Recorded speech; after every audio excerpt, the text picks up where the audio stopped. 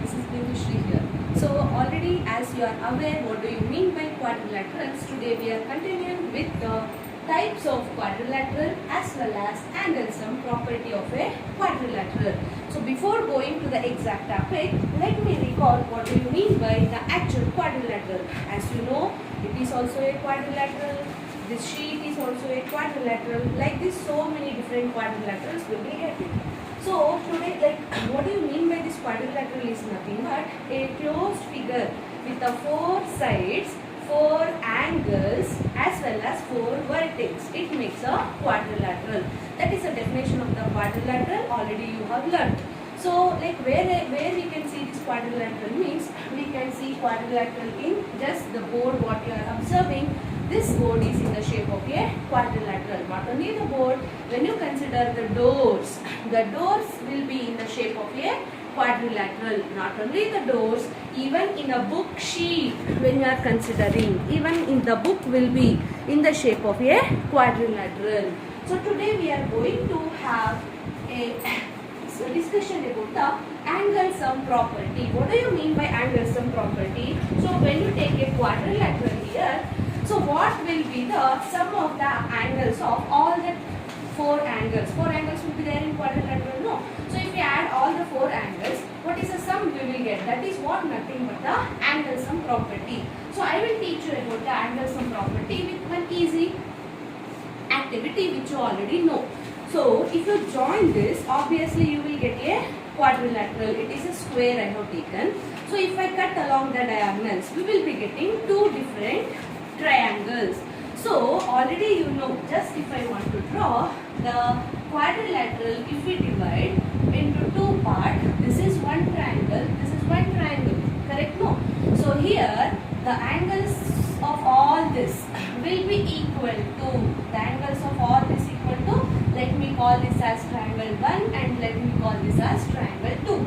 So total angles sum of quadrilateral will be equal to, actually the quadrilateral we have divided into 2 parts. One is the first triangle, second one is also triangle. So angle, sum of angles of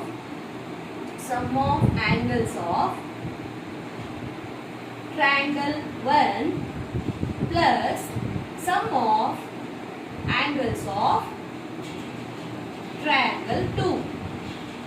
So that will gives, already we know angle sum property of a triangle. What is angle sum property of a triangle? It is, if you add all the 3 angles of a triangle, it is 180 degree, that you have already studied in your previous class. So sum of the angles of triangle 1 will be 180 degree plus sum of the angles of triangle 2 is also, we know if you take this sum, it will also be 180 degree. So 180 plus 180 is what?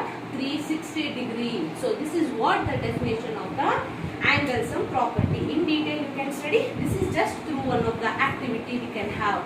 So the idea we are getting is angle sum property of a quadrilateral means any quadrilateral, if you take the sum of all the 4 angles will be always equal to 360 degree. This is what the angle sum property. Now if we proceed with the types of quadrilaterals. So first one, like 4-sided figure we know very well. So here it will be, first case will be, here what you can observe, we have one pair of parallel lines. So out of the 4 sides, one pair of parallel sides are there. If only one pair of parallel sides are present, we can call this as trapezium. So this is what the definition. If in a quadrilateral, if one pair of sides, parallel sides are there, then we can call that as trapezium. Next, if we proceed, if we have 2 are also the parallel, see this will be parallel to this and this side will be parallel to this. So we can make a definition like, if one pair of parallel sides are there, then it is a trapezium.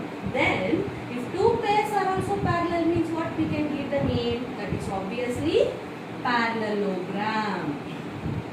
So what is this parallelogram? It is nothing but whenever in a quadrilateral, if both the pair of opposite sides are parallel, then it is said to be a parallelogram. And then third one, suppose in this parallelogram, along with this property, if opposite sides are obviously, like in parallelogram, opposite sides will be equal and parallel, right? So along with that, if one angle is 90 degree, so here also opposite sides are parallel.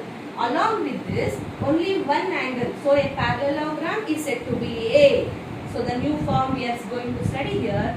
So when one angle is 90 degree in a parallelogram, then the parallelogram will be called as rectangle.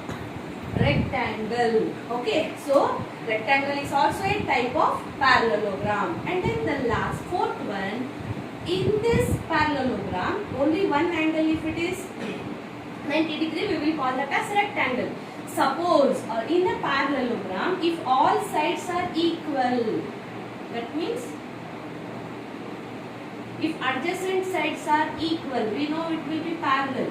Along with this parallel property, if these adjacent sides are equal and one angle is 90 degree, then the parallelogram can be called as square. So this is what the type. Still we have many types. So just I want to recall actually the types of parallelogram, like types of quadrilateral. If I want to go, first type we discussed about the trapezium. Trapezium is nothing but in a quadrilateral, if only one pair of parallel sides are there, then it is a trapezium. If two parallel pairs are present, means then the quadrilateral is said to be a parallelogram. A parallelogram is said to be a rectangle if it any one of the